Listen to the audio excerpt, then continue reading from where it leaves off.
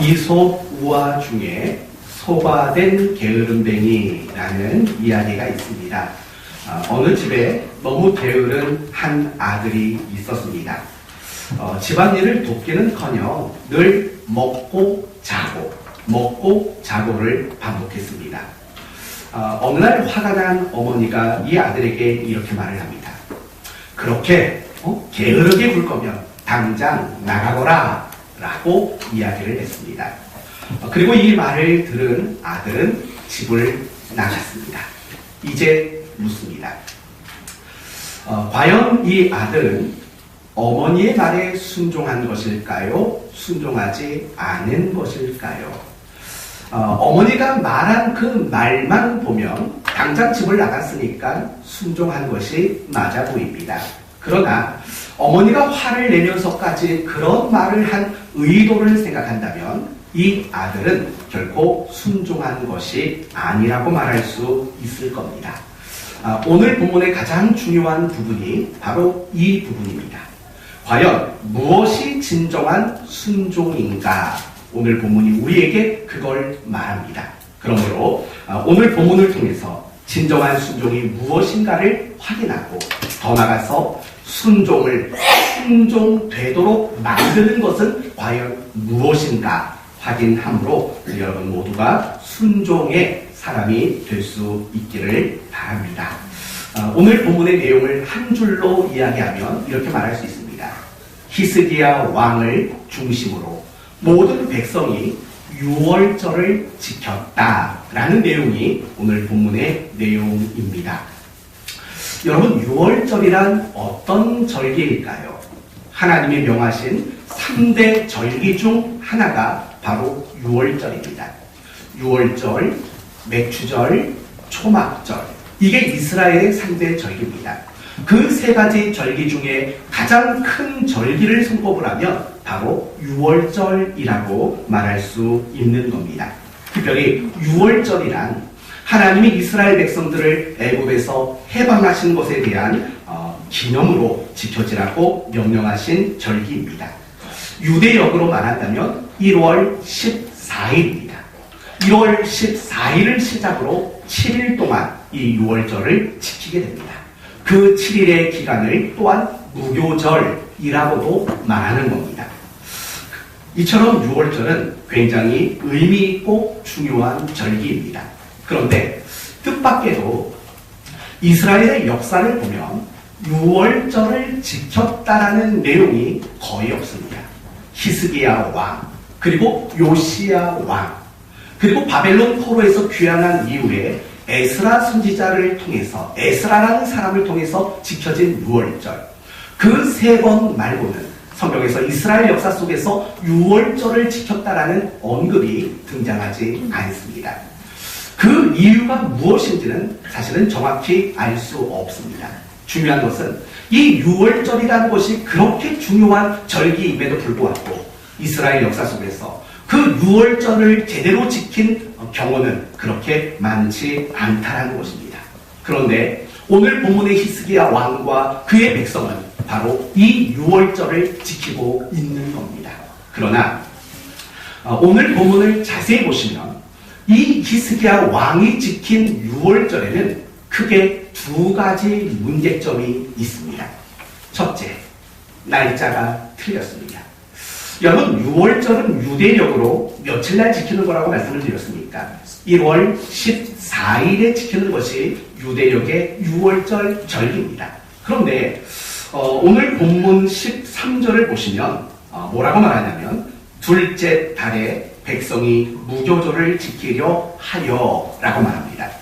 분명히 유대력으로 유월절은 1월 14일에 지키는 것이 하나님이 정하신 날짜입니다. 그러나 오늘 본문 13절을 보시면 그들이 지금 6월절을 지키는 달이 몇 월 달로 표기되어 있습니까? 2월 달로 표기되어 있습니다. 다시 말하면 1월 14일에 지킬 것을 명하셨는데도 불구하고 2월 14일에 이 6월절을 지금 지키고 있다는 겁니다. 또 하나의 문제점이 있습니다.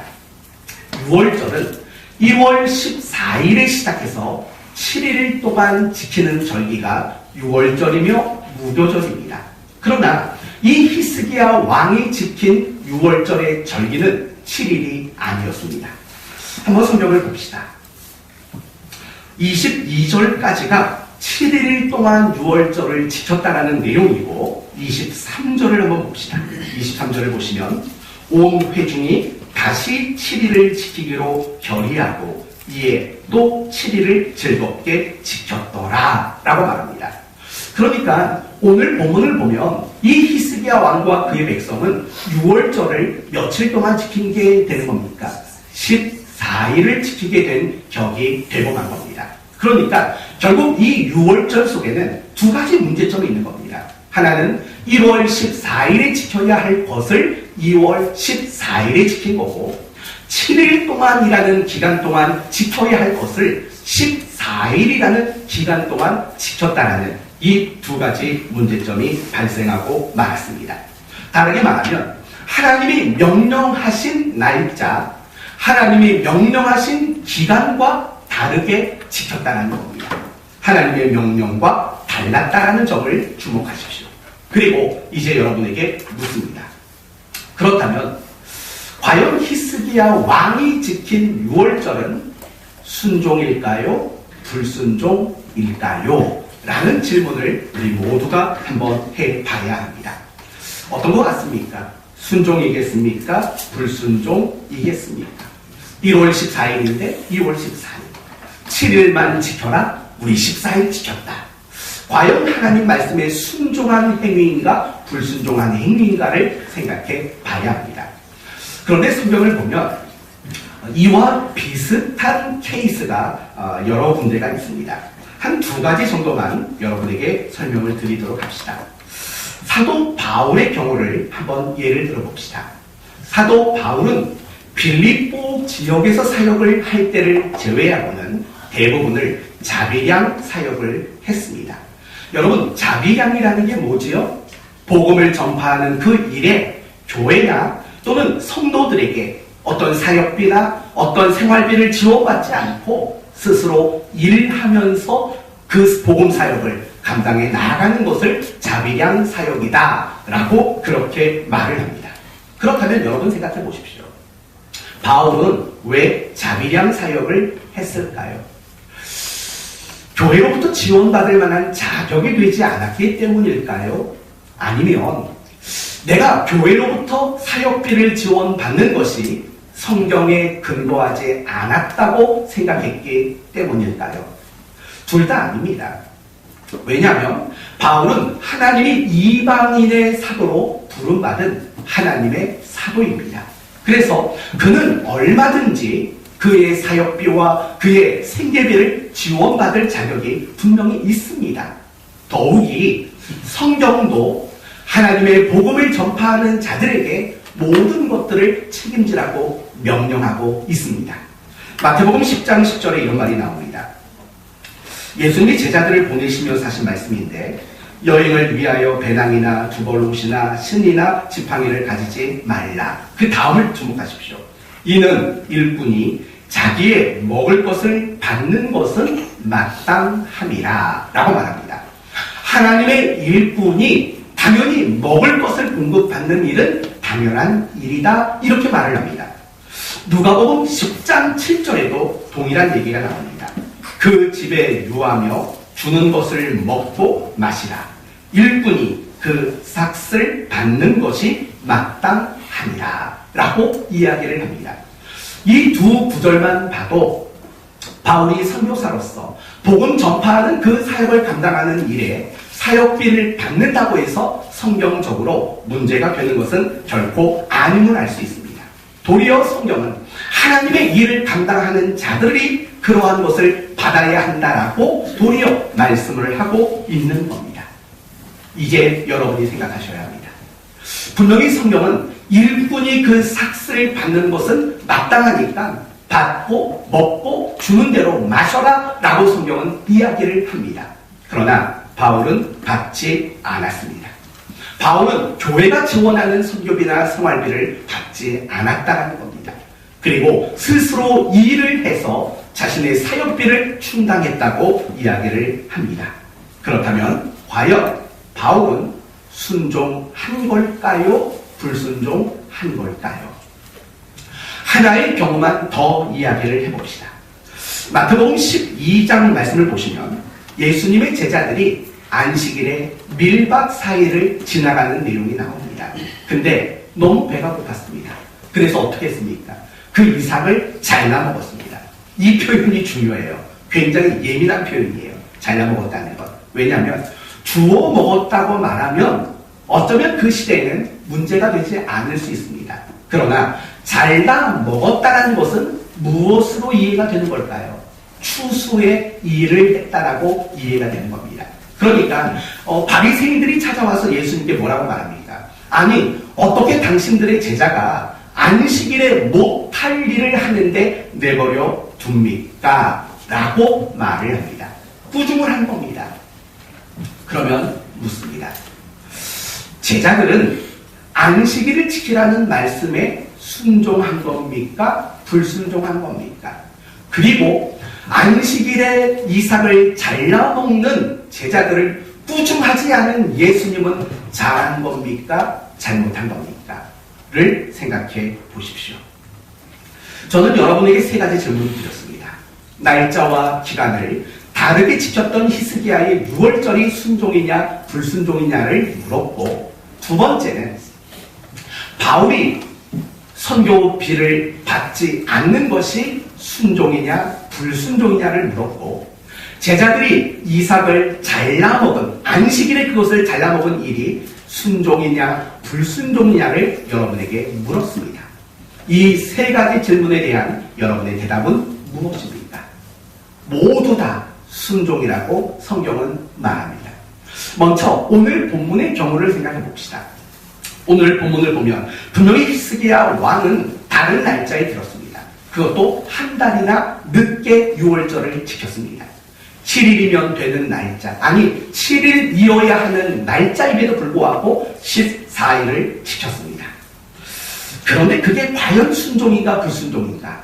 왜 성경은 그걸 순종이라고 말하는지 한번 살펴봅시다. 18절 말씀 보십시오. 18절 말씀을 한번 읽어봅시다. 시작.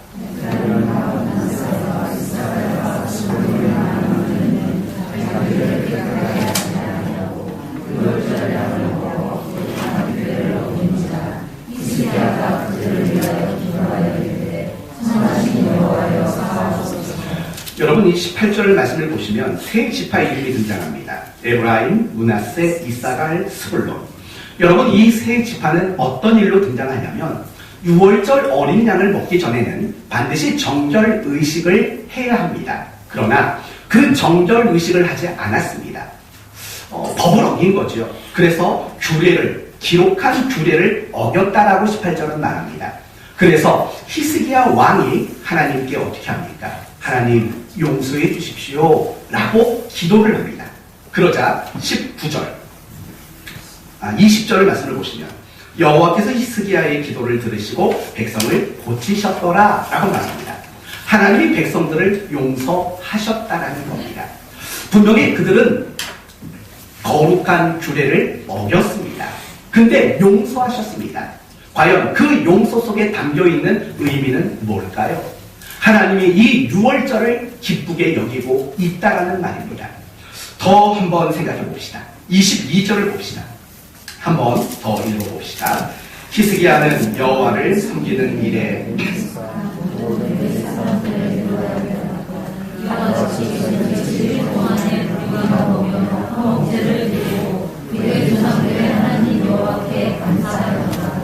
하나님 앞에 감사하였더라 라고 말을 합니다. 여러분 이 모든 것들의 표현들은 결국 무엇이냐면 하나님께서 드리는 이 모든 유월절을 기쁘게 받으셨다라는 말과 같은 겁니다. 분명히 이 유월절이 문제가 있다고 성경은 말하지 않습니다. 분명히 이 유월절 하나님이 기쁘시게 받으시고 하나님이 기쁘시게 여기는 유월절임을 분명히 말하고 있는 겁니다. 생각해 봅시다. 과연 왜요? 날짜도 틀렸고 기간도 틀렸습니다. 그리고 그 유월절을 지키는 과정 속에서 네 지파에 속한 사람들이 거룩한 규례도 지키지 못한 채 이 유월절을 지켰습니다. 그런데도 불구하고 하나님은 이 유월절을 굉장히 기쁘시게 받아주신 겁니다. 이유는 뭘까요? 분명히 문자적으로 기록된 내용으로만 본다면 분명히 잘못된 유월절입니다. 그러나 그럼에도 불구하고 이 유월절을 하나님이 인정하시고 하나님이 받아주신 이유는 무엇일까? 그것은 한마디로 말하면 이 유월절, 그 유월절을 명령하신 하나님의 의도와 이유를 그들이 따라가고 준행했기 때문이라는 것입니다. 이 부분이 사실은 중요한 겁니다. 문자적으로 그것을 지켰느냐 안 지켰느냐도 분명히 중요한 겁니다. 그러나 하나님이 무엇인가를 말씀하셨을 때 그것을 말씀하는 의도가 있고 이유가 있을 것 아닙니까? 그걸 따라가는 것이야말로 진정한 순종임을 말해주고 있는 겁니다. 이제 한번 생각해 봅시다. 유월절을 명령하신 이유가 뭘까요? 하나님은 유월절을 왜 지키라고 그렇게 강하게 명령하셨을까요?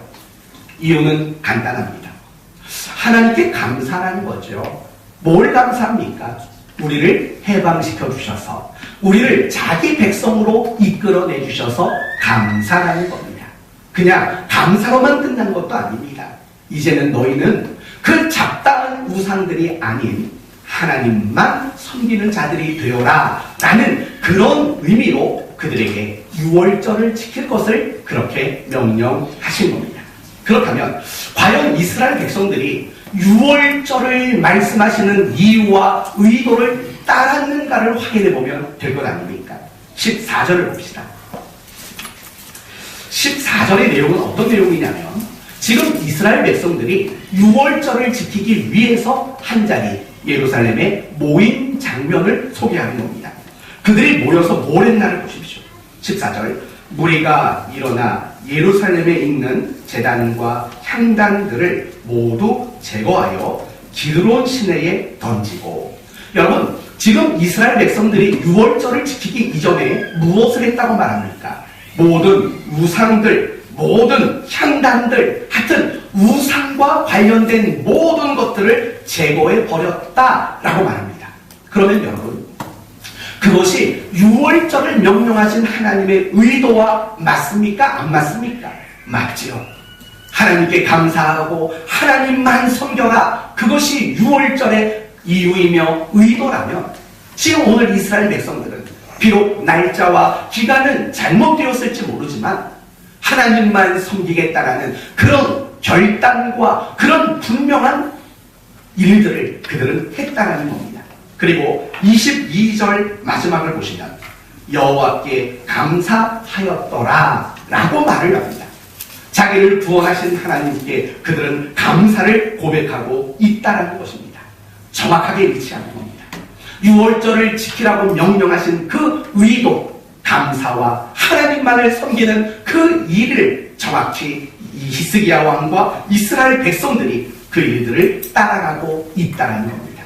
그래서 비록 문자적으로 날짜와 기간은 달랐지만 하나님은 그들의 유월절을 기쁘게 받아주셨다라고 말할 수 있는 겁니다. 바로 이게 중요한 겁니다. 그것을 말씀하셨을 때 이유와 의도를 따라가는 것. 아까 소가된 게으름에게 얘기했지 않습니까? 엄마가 화가 났습니다. 맨날 뒹굴뒹굴하는 그놈의 아들이 보기 싫은 것보다 더 화가 났습니다. 그래서 화를 내는 거죠. 그럴 바에는 당장 나가거라. 여러분 자식에게 그런 말 한 적 있습니까? 없습니까? 공부 안 하려면 학교 가지 마. 격하게 반응하신 분이 있었습니다. 그런 말 해보신 적이 있습니까? 없습니까? 너 그렇게 할 바에는 때려쳐. 이런 말 하신 적 있습니까? 없습니까? 이런 분은 없을 겁니다. 너 그럴 거면 차라리 나가서. 근데 이 말은 제가 차마 못하겠고, 그런 말 해보신 적 있습니까? 없습니까? 아니면 그런 말 하는 사람 들어본 적 있습니까? 없습니까? 왜 없겠습니까? 그렇다면 여러분, 물론 그렇게 말하는 건 나쁜 겁니다. 근데 부모가 너 그렇게 공부 안 하려면 학교 가지 마! 이렇게 말하는 진짜 이유, 의도는 뭘까요? 학교 안 가는 거, 가지 말게 하는 게 의도고 이유일까요? 아닙니다. 야 이놈아, 공부해야지. 네가 공부를 잘하든 못하든 1등을 하든 꼴등을 하든 주어진 시간 최선을 다해야지. 그런 의도로 그렇게 강하게 말하는 거 아닙니까? 안 하려면 때려쳐. 때려치라는 게 아니죠. 다시 한번 해봐. 하도 말을 해도 안 들어먹으니까 강한 발언을 하고 있는 거 아닙니까? 그게 의도 아닙니까? 그런데 그것도 모르고 알겠습니다 어머니, 학교 때려치겠습니다. 그러면 그게 어떻게 순종이 되겠습니까? 알겠습니다 어머니, 내가 다 그만두겠습니다. 알겠습니다 어머니, 나가 죽겠습니다. 만약에 이렇게 한다면 그게 정말 순종이라고 말할 수 있겠습니까? 그럼 여러분 그렇게 하면 어이구 내 말 잘 들었구나 이렇게 말씀해 주시겠습니까? 세상에 그럴 부모가 어떻겠습니까? 청개구리 이야기도 아시지 않습니까? 뭐든지 거꾸로합니다. 그러니까 청개구리 엄마가 임종을 앞두고 이렇게 말합니다. 무조건 거꾸로 할 줄 아니까 이 어미가 죽거든 내가에 묻어주렴. 이 청개구리가 그때 철드는 겁니다. 내 어머니, 그리고 내가의 어머니를 묻어버렸습니다. 그날부터 비가 오는 날이면 개구리들이 울었다고 하지 않습니까? 그러면 그 개구리는 정말 순종한 거겠습니까? 아니죠. 아니, 말한 대로 했는데 왜 순종이 아닙니까? 이유는 간단합니다. 그렇게 말한 이유, 그렇게 말한 의도를 외면했기 때문 아닙니까? 오늘 본문은 그 반대라는 겁니다. 비록 그들이 늦게 깨달은 겁니다. 우리가 6월절을 지켜야 한다는 게 1월 14일이 지난 후에야 그들은 깨달은 겁니다. 이 얘기는 그 앞쪽에 나오는 겁니다. 그러니까 그들이 시간적으로도 여유가 없는 겁니다. 그러니까 어떻게 합니까? 2월 14일로 날짜를 한 달 옮기는 겁니다. 왜요? 비록 2월 14일에는 지킬 수 없게 되었기 때문에 2월 14일로 날짜를 옮겨서 내가 하나님이 6월절을 말씀하신 이유와 의도를 그래도 내가 따라가겠다라는 마음이 있었던 거 아닙니까? 그러니까 하나님은 그것을 순종으로 여겨주신 겁니다. 바울의 경우도 똑같은 맥락입니다. 분명히 성경은 하나님의 일을 하는 자들의 모든 것들을 책임져 주고 그런 지원을 받을 것을 성경은 이미 말합니다. 아까 말씀드렸던 누가복음 10장 말씀이나 마태복음 말씀도 다 그런 말씀 아닙니까? 그래서 뭐라고 말하냐면 너희가 여행을 위하여 배낭이나 두벌옷이나 신이나 지팡이를 가지지 말라라고 말합니다. 복음을 전하러 가는 일에 있어서 가방 싸지 말라는 겁니다. 여행용 가방 갖다 놓고 샴푸 챙기고 옷 챙기고 신발 챙기고 수건 챙기고 생필품 챙기고 그런 거 하지 말랍니다.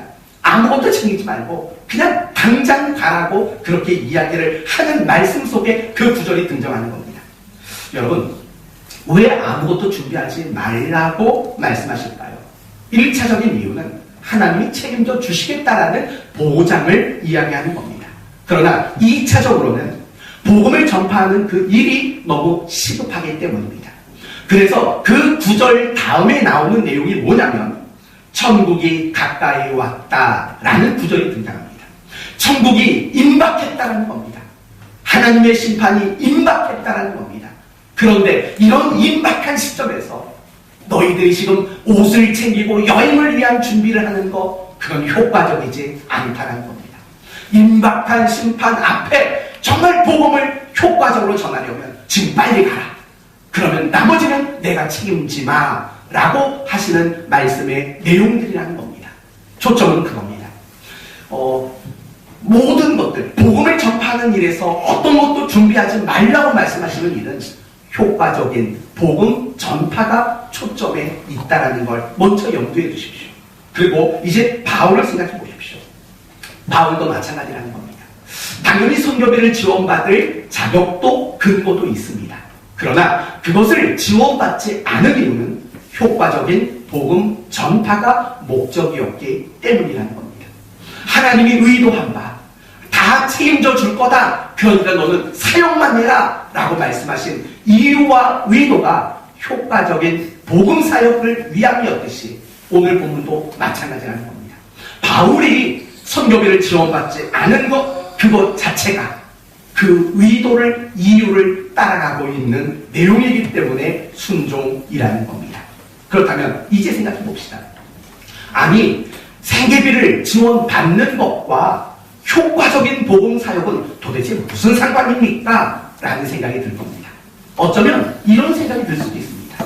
아니, 교회에서 생계비를 지원받으며 사역을 하는 게 더 효과적인 거 아닙니까? 라는 반문도 들 수 있을 겁니다. 저 같은 경우를 예를 들면 그럴 수 있습니다. 여러분, 저는 교회로부터 사례를 받고 생활을 하며 사역을 합니다. 어디 가서 일하지 않습니다. 그런데 만약에 제가 교회에서 사례를 안 받겠습니다, 생계비를 지원받지 않겠습니다 라고 말하고 제가 일을 하러 다닌다고 생각해 보십시오. 생계비를 지원받는 것과 받지 않고 제가 스스로 일해서 생계비를 유지하는 것 중에서 어느 쪽이 사역에 효율적이겠습니까?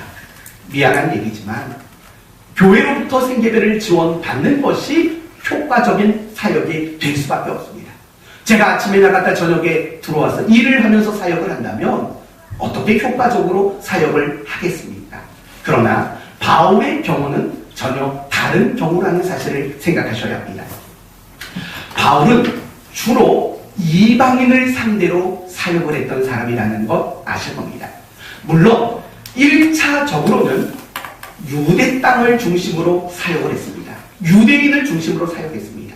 그러나 빌립보 2차 전도 여행을 하는 가운데는 마게도냐의 환상을 보고 그때부터는 전적으로 이방인들, 다시 말하면 베레와 데살로니가, 아덴, 고린도라는 헬라 지역에서 주로 사역을 담당했습니다. 여러분, 헬라 지역은 어떤 지역입니까? 철학의 도시들입니다. 철학의 도시는 철학자들이 강연을 하고 사람들에게 돈을 받으며 생계를 유지하는 문화가 있는 곳입니다. 그것을 주목해 보셔야 합니다. 그렇다면 철학자들이 강연을 하고 사람들에게 돈을 받아 생활을 하는 그런 문화권 속에서 바울이 복음을 전합니다. 그리고 만약에 누군가에게 생계를 지원을 받는다면 이 헬라 지역에 있는 사람들이 바울을 누구와 같은 사람으로밖에 여기지 않겠습니까? 당연히 철학자, 당연히 스승들 중에 하나로밖에는 여기지 않을 겁니다. 더 큰 문제는 바울이 전하는 복음이 어떻게 전락이 되겠습니까? 철학자들의 사상, 철학자들의 어떤 논리와 주장으로밖에는 이해되지 않을 확률이 굉장히 컸던 겁니다. 그래서 바울은 그런 오해 또는 그런 걸림, 방해를 염두에 두고 그런 지역에서 사역을 할 때에는 선교비와 생계비를 지원받지 않고 자비량 사역을 하게 되었다는 겁니다. 그러니까 결국 이런 거 아닙니까? 문자적으로는 하나님의 일꾼들은 마땅히 받아야 한다라고 말했는데도 불구하고 안 받은 게 순종이 되는 이유는 마땅히 받아야 한다고 말을 하시는 이유와 의도가 효과적인 사역에 초점이 있었듯이 바울이 이번에는 헬라 지역에서는 그것을 받지 않는 것이 복음 사역에 효과적이라고 그는 판단했기 때문입니다. 그래서 그런 이유와 의도를 따라간 바울, 비록 문자적으로는 받으라는 명령을 거절한 것 결과이지만 그것이 순종이라고 말할 수 있다는 겁니다. 안식일 이야기도 마찬가지입니다. 여러분에게 먼저 한번 묻습니다. 네 번째 계명은 안식일을 지키라는 겁니다. 그러면 이 안식일을 지키라고 말할 때 누구를 위한 명령일까요? 안식일을 지켜라. 1번 하나님, 2번 안식일 자체, 3번 사람. 과연 누구를 위해 안식일을 지키라고 명령하셨을까요? 이유가 뭘까요? 분명히 그것은 사람입니다. 마가복음 2장에 이런 말이 나옵니다. 안식일이 사람을 위하여 있는 것이 아니요, 안식일이 사람을 위하여 있는 것이요, 사람이 안식일을 위하여 있는 것이 아니니라고 분명히 그렇게 말을 하고 있는 겁니다. 다시 말하면 안식일을 지키라고 명령하는 것은 결국 사람을 위해서입니다. 그것이 신앙적인 것이든 아니면 육신적인 것이든 어떤 것이든지 간에 분명히 그것은 사람의 유익을 위함이라는 겁니다. 그런 관점으로 생각해 보십시오. 제자들은 너무 배가 고팠습니다. 견딜 수 없었나 봅니다. 가끔씩 그런 사람이 있지 않습니까? 제때 밥 안 먹으면 막 화를 내는 사람이 있지 않습니까? 밥만 먹여주면 금방 풀려지는 사람이 있지 않습니까? 그런 사람도 있는 겁니다. 제자들이 너무 배가 고팠습니다. 그래서 잘라 먹었습니다. 배가 고파서. 근데 안식일은 사람을 위하여 있는 것이라고 했습니다. 예수님은 아무런 꾸중을 하지 않았습니다. 심지어 예수님은 안식일에 병든 자를 여럿 고쳤습니다. 안식일에 귀신 들린 자를 여럿 쫓아내셨습니다. 누구를 위해서요? 사람을 위해서. 그렇게 이해하면 될 것입니다. 같은 맥락으로 볼 때 그것도 역시 문제가 되지 않는 것이라고 성경은 이야기하고 있는 겁니다. 이제 반대의 경우를 생각해보면 의미가 더 확실해지리라 생각합니다. 서기관과 바리새인들은 예수님께 꾸중 들었습니다. 야단을 맞았지 않습니까? 왜 그럴까요? 그들이 율법에 문자적으로 순종하지 않았기 때문일까요? 그렇지 않습니다. 그들은 분명히 율법적 순종이 그들에게 있었습니다. 마태복음 23장에 이런 말이 있습니다. 화 있을진저 외식하는 서기관들과 바리새인들이여 너희가 박하와 회양과 근체의 11조는 들이되 라고 말합니다. 11조를 드렸다는 건 그 한 가지만 그들이 실천하고 순종했다라는 말이 아닙니다. 그 속에는 율법이 요구하는 바를 그들이 따랐다라고 말하는 겁니다. 그런데 그 다음 말씀은 이렇게 나옵니다. 들이되 율법에 더 중한 바 정의와 긍휼과 믿음은 버렸도다 라고 말을 합니다. 어떤 식으로 이해가 되십니까? 결국 이런 말입니다. 너희들은 문자적으로 기록된 것은 지켰다. 하지만 그런 말씀을 주신 이유와 의도인 정의와 긍휼과 믿음은 너희는 버렸다라는 겁니다. 그러니까 다시 말하면 이런 말 아닙니까? 너희가 문자적인 말에는 순종을 했다. 하지만 하나님이 그런 말을 하시는 이유와 의도는 너희는 조금도 생각하지 않고 그건 지켜내지 않았다라고 말을 하는 거죠. 여기서 말하는 정의와 긍휼과 믿음은 결국 하나님 사랑, 이웃 사랑을 말하고 있는 겁니다. 그렇지 않습니까? 바리새인들과 서기관들은 어떤 율법적 행위와 순종들은 많아 보였던 사람입니다. 그러나 그들은 하나님 사랑, 특별히 이웃 사랑은 그들이 완전히 놓쳐버린 요소들 아닙니까? 그들은 이웃을 사랑하기보다는 그들이 가지고 있는 율법과 모든 기준들로 인해서 사람들을 억압하고 사람들을 미워하는 일에 이 모든 일들을 써먹었던 것 아닙니까? 그러니까 그들이 비록 문자적으로는 어떤 순종의 내용들이 보여질지 몰라도 그들은 순종하지 않았다고 예수님은 꾸중을 친 겁니다. 이와 비슷한 얘기 하나만 더 합시다. 마태복음 19장을 보시면 부자 청년의 이야기가 등장합니다. 어느 날 부자 청년이 예수님께 나와 이렇게 말합니다. 예수님, 어떻게 해야 영생을 얻습니까? 예수님은 이렇게 말합니다. 계명을 지켜라. 이 부자 청년은 또 이렇게 말합니다. 어떤 계명을 지키면 됩니까?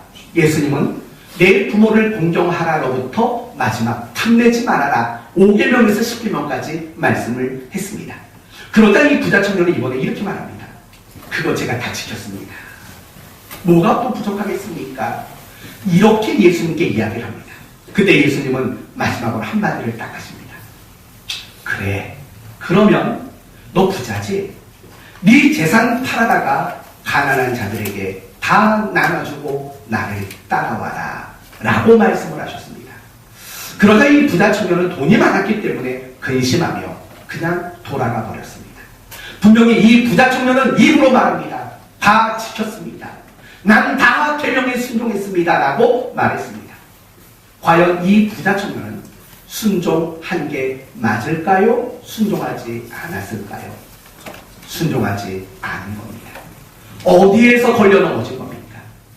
가난한 자들에게 자신의 재산을 팔아 나눠주는 사랑을 실천하라는 이 의도와 이유에서 그는 넘어지고 걸리고 말한 겁니다. 그러니까 이 부자 청년은 결코 순종한 사람으로 인정받지 못할 수밖에 없었다는 것입니다. 이제 아시겠습니까? 정말 참다운 순종이란 무엇인가? 우리가 어떤 문자적이고 주어진 말씀에 순종하는 것, 그거 당연한 거고 그거 필요한 겁니다. 그걸 외면하라고 여러분에게 말하는 게 아닙니다. 그건 당연히 지켜야 합니다. 그러나 그것을 지키는 진짜 이유와 의도까지 놓쳐서는 안 된다는 겁니다. 여러분에게 묻습니다. 여러분은 지금까지 순종하는 삶을 살고 계셨습니까? 여러분은 순종하는 삶을 살아내고 있습니까? 혹시라도 이 부자 청년처럼 나는 순종 다 했습니다 라고 착각하고 있는 경우는 없습니까? 좀 더 자세히 몇 가지 질문해 봅시다. 여러분은 제1계명을 순종하셨습니까? 제1계명이 뭐죠? 나 외에 다른 신을 두지 말아라. 이 계명을 순종하셨습니까? 문자적으로는 이 자리에 있는 여러분 모두는 다 순종했을 겁니다. 그러나 그 말씀에 의도한 바인 하나님으로 만족해라 라는 자리로 나가지 않았다면 우리는 순종했다고 말할 수 없습니다. 여러분 5계명이 뭡니까? 내 부모를 공경하라. 이 계명은 여러분 순종하셨습니까? 거의 다 이 계명은 순종하셨을 겁니다. 문자적으로. 그러나 하나님께서 세우신 모든 권위자들에게 순복하지 않는다면, 하나님의 권위에 복종하지 않는다면 이 계명은 순종했다고 말하기는 어려울 겁니다. 6번째 계명은 뭡니까? 살인하지 말아라. 물론 이 계명도 여러분은 문자적으로 다 지키시고 순종하셨을 겁니다. 그러나 이 계명이 의도하는 바, 내가 누군가의 것을 뺏어야 잘 산다라는 마음을 갖고 경쟁심을 가지고 누군가를 먹으려고 했다면, 그리고 누군가를 사랑의 대상으로 보지 않았다면 사실은 이 계명을 지켰다고 말하기는 어려운 겁니다. 이건 예수님이 하신 말씀 아닙니까? 옛사람이 말한 바 살인하지 말이라 했지만 나는 너희에게 이르노니 형제에게 라가라 하는 자, 미련한 놈이라 하는 자는 공회에 잡히겠고. 무슨 말입니까? 누군가를 미워하는 것도 이 살인죄에 해당된다는 겁니다. 결국 이 살인죄를 말하는 이유는, 계명을 주신 이유는 미움의 대상이 아닌 모든 사람은 그가 누구든지 간에 무슨 일을 했든지 간에 사랑의 대상이어야 한다는 게 이유이고 의도 아니겠습니까? 하나만 더 해봅시다. 제8계명 도둑질하지 말아라. 여러분은 이 계명에 순종하셨습니까? 아마 학창시절을 제외하고는 순종하셨을 겁니다. 저도 학창시절까지는 이 계명을 순종하지 못했습니다.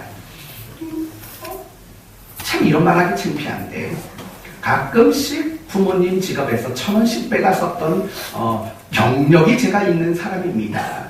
네. 그러니까 문자적으로 보면 저는 이 계명 못 지킨 겁니다.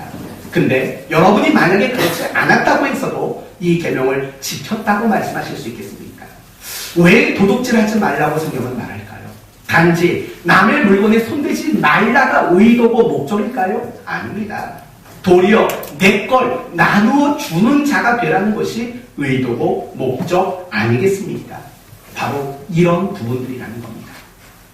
우리는 너무 쉽게 나는 순종하고 있다고 생각하는 경우들이 너무 많이 있다는 겁니다. 물론 문자적으로 순종하는 거, 그것도 너무 귀한 일입니다. 당연히 그 단계를 거칠 수밖에 없습니다. 내가 하나님이 말씀하신 그대로, 말씀 그대로 순종하는 거, 이걸 거치지 않고 어떻게 그 말씀하신 이유와 의도까지 따라가는 순종을 할 수 있겠습니까? 당연히 거쳐가야 할 과정입니다. 그러나 우리는 멈춰 있으면 안 된다는 겁니다. 살인하지 마. 나 안 죽였어. 여기에 멈추면 안 된다는 겁니다. 하나님이 원하시는 진정한 순종은 결국은 이유, 의도, 그것을 따라가는 것이 진짜 순종이라는 점을 알아야 하는 겁니다. 그러니까 우리가 신앙생활할 때 참 고민이라는 걸 많이 하게 되는 걸 여러분도 느낄 겁니다. 맞습니다. 신앙생활이란 정말 수없이 많은 끊임없는 고민의 연속이 신앙생활인 게 맞습니다. 고민하지 않으면 참 올바른 신앙생활을 하기가 어려운 겁니다. 끊임없이 날마다 우리는 고민해야 합니다. 과연 하나님이 정말 더 원하고 바라는 진정한 순종은 뭘까? 여기까지 우리는 고민할 수 있는 사람이 되어야 한다라는 겁니다. 이제 마지막으로 가장 중요한 한 가지를 말씀드리려고 합니다. 과연 순종을 순종이 되도록 만드는 것은 무엇일까요? 쉬운 말로 과연 우리를 순종하도록 만드는 원동력은 과연 무엇일까요? 이것이 오늘 결론입니다. 그것은 하나님을 사랑하는 마음이라는 것입니다. 오늘 히스기야 왕을 보십시오. 그는 유월절을 지켰습니다. 왜 지켰을까요? 벌 받고 싶지 않았을까요? 아니면 상 받고 싶어서일까요? 아니면 인정받기 위해서일까요? 아니면 자기 만족을 위해서일까요? 역대하 30장 1절을 보니까 이런 말이 나오네요. 또 봅시다. 30장 1절. 히스기야가 온 이스라엘과 유다의 사람을 보내고 또 에브라임과 므낫세의 편지를 보내어 예루살렘 여호와의 전에 와서 이스라엘 하나님 여호와를 위하여 유월절을 지키라. 누구를 위해서라고요? 여호와 하나님을 위해서 유월절을 지키라 라고 명령하는 겁니다. 여러분, 이 말 속에는 정말 하나님을 사랑하는 것이 그 원인이고 그 시작이라는 것을 우리에게 분명히 보여주고 있는 겁니다. 하나님을 사랑했기 때문입니다. 사랑하는 성도 여러분, 히스기야 왕은 25살의 왕이 된 사람입니다. 그가 왕이 돼서 가장 먼저 한 일을 성경은 무엇이라고 말하는 줄 아십니까? 굳게 닫혀있는 성전 문을 여는 거고, 성전에 불을 밝히는 거고, 제사장과 레위인들을 불러 모으는 일이고, 그래서 무너지고 부서진 성전을 다시 수리하는 일이고, 다시 제사를 시작하는 일이었다는 사실을 기억하셔야 합니다. 쉬운 일은 아닙니다. 어쩌면 여러분은 쉽게 생각할 겁니다. 그게 뭐가 어렵습니까?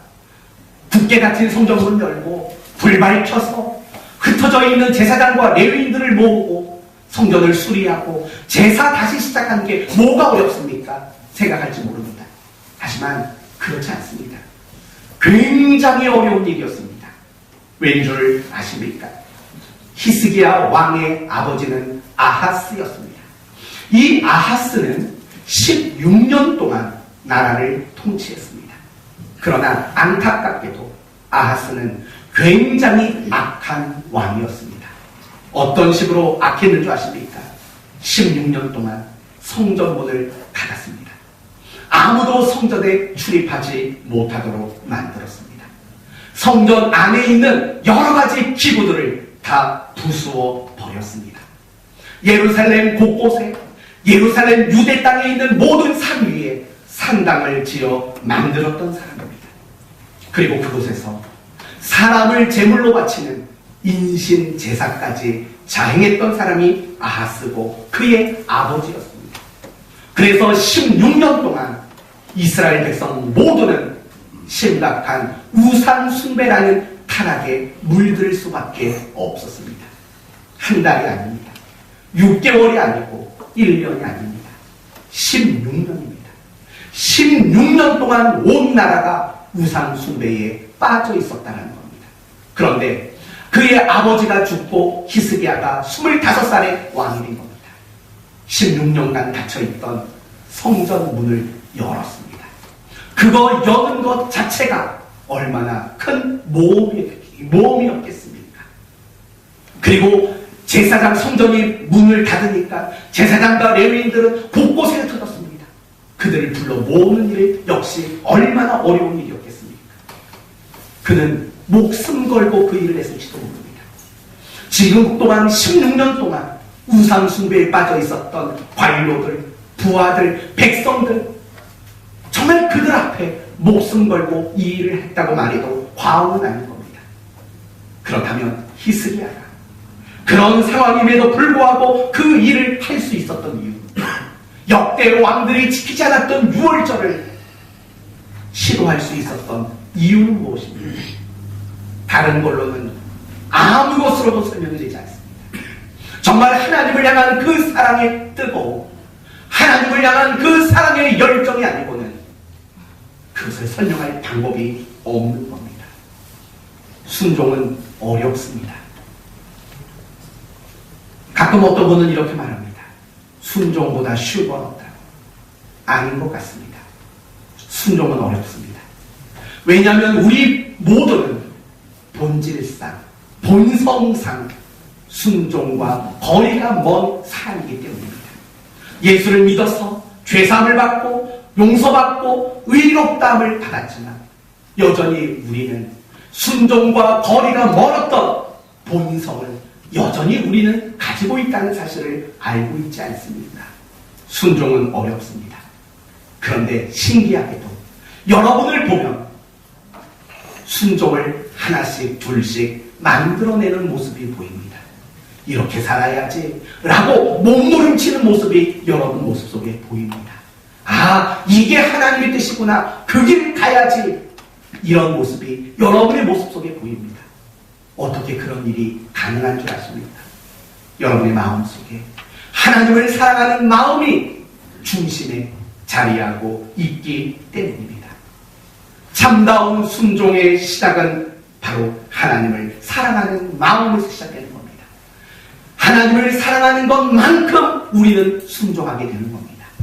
결국 순종을 순종되도록 만드는 것, 그것은 다른 것이 아니라 하나님을 사랑하는 마음이 순종을 순종되게 만든다는 것입니다.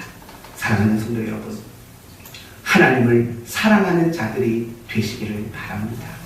하나님을 더 많이 사랑할 줄 아는 여러분이 되시기를 바랍니다. 한국 교회와 우리를 포함한 이 땅의 모든 성도들이 회복해야 할 가장 중요한 것은 다른 게 아닙니다. 하나님을 사랑하는 마음입니다. 우리 모두는 이 마음을 잃어버리고 우리는 달려왔습니다. 이제 잠깐 멈춰 서셔야 합니다. 그리고 다시 하나님을 사랑하는 그 마음을 붙드는 일을 우리는 놓치지 말아야 합니다. 그것이 그 어떤 것보다도 중요한 일입니다. 물론 하나님을 사랑하지 않아도 어느 정도 것은 할 수 있습니다.